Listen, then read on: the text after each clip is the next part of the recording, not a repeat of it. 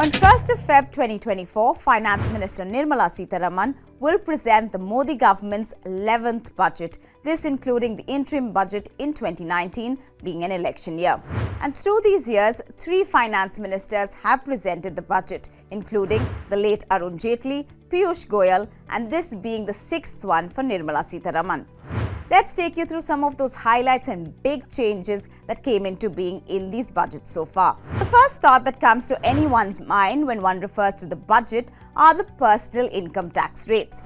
In 2020, the government decided to introduce the new tax structure that slashed income tax rates and reshuffle the income tax slabs. In order to provide significant relief to the individual taxpayers and to simplify the income tax law, I propose to bring a new simplified personal income tax regime wherein income tax rates will be significantly reduced for the individual taxpayers who forego certain deductions and exemptions. These slabs were revised once again in 2023 and 24's budget, making the new tax regime the default one, but also giving taxpayers the choice to choose between the new and the old. As of today, the rates under the new tax regime are absolutely no tax for income up to 3 lakh rupees. Income above 3 lakh and up to 5 lakh will be taxed at about 5%. For income above 6 lakhs to 9 lakhs, the income tax slab is applicable at 10%. And for income more than 12 lakhs and up to 15 lakhs, the income tax is at 20%. And for all those who have taxable income above 15 lakhs, it is a 30% income tax rate that is applicable.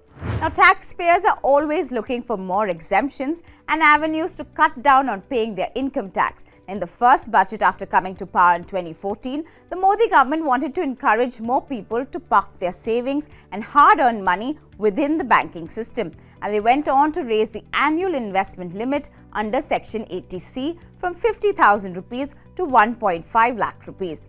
Now, Section 80C is the most popular and favorite section among taxpayers as it allows them to reduce their taxable income by making some tax-saving investments or incurring eligible expenses. These include investments in provident funds, payment made towards insurance premiums, as well as equity-linked saving schemes, and even if you have a principal sum on your home loan. Hopes are high that in budget of 2024, it will raise this limit to about 2 lakh rupees or further include more instruments under these exemptions. Well, that was the part on direct tax. Let's look at the big reforms that we saw in the indirect tax segment with the introduction of the Goods and Service Tax or GST in 2017. We are in the process of making history with the launch of the Goods and Services Tax. At the midnight hour, we will be launching one of India's biggest and most ambitious tax and economic reforms in history. The GST may be a destination tax, but for India, it will begin altogether a new journey. With its motto, One Nation, One Market, One Tax, GST aims to bring unity and benefits for all stakeholders by consolidating those multiple tax laws into one single system. And in the 6 years of its being, it has reshaped the economy, pushed for digitization, while also reduced the number of frauds.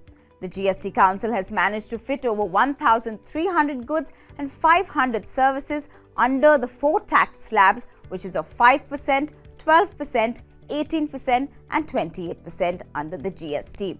The tax base has more than doubled since the implementation in 2017, and the monthly GST mop-up in December was close to 1.65 lakh crore rupees. The council members regularly meet on rate rationalization exercises as well as in extending the scope of GST to bring in more businesses under the reform. Lastly, let's look at the Insolvency and Bankruptcy Code or IBC that was brought in 2015 by then Finance Minister Arun Jaitley and passed in Parliament in 2016. The IBC was brought in to strengthen corporate insolvency law and also set the ground for time frames to resolve these corporate insolvencies.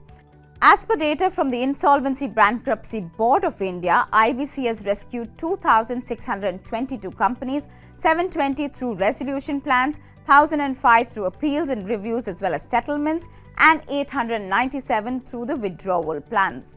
this up until June of 2023. However, the falling recovery rates and the increase in resolution time has dented IBC's success. If you like this video and want to watch more such content, keep tuning to Money Control.